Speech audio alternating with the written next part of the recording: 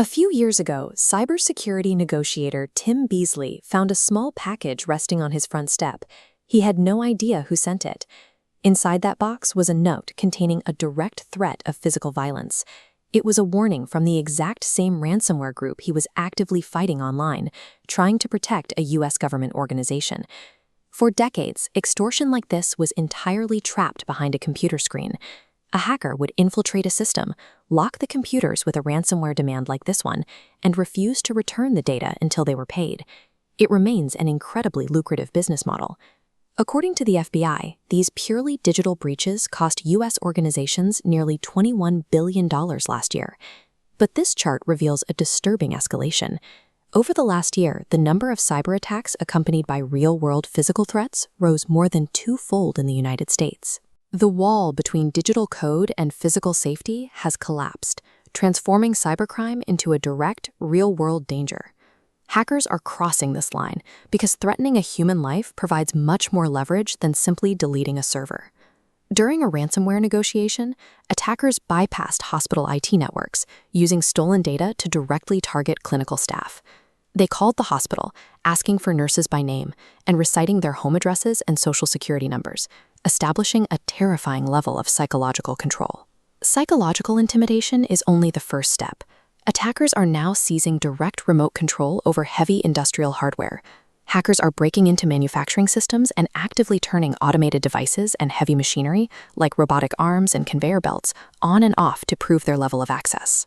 By taking control of this kinetic machinery, they explicitly threaten to cause lethal industrial accidents if the company ignores their ransom demands. Corporate data has evolved beyond proprietary information sold on the dark web. Hackers now use it as an active weapon to manipulate physical environments and endanger the people inside them. The operational engine driving this trend is a centralized underground network that law enforcement tracks under the name the COM. The primary hackers orchestrating these attacks are often highly skilled but surprisingly young. FBI profiles indicate they typically range between 17 and 25 years old. This creates a logistical problem. These young hackers demand multi-million-dollar ransoms, but they refuse to risk getting their hands dirty by committing violent crimes in person. This flowchart illustrates their gig economy solution.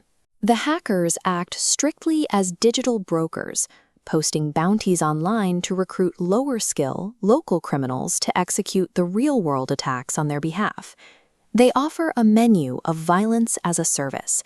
A hacker pays someone locally to throw bricks through windows, set a building on fire, or carry out targeted shootings. We saw the extreme endpoint of this service in a Paris suburb last May. Local contractors kidnapped the father of a cryptocurrency millionaire, held him for ransom, and, according to reports, severed one of his fingers.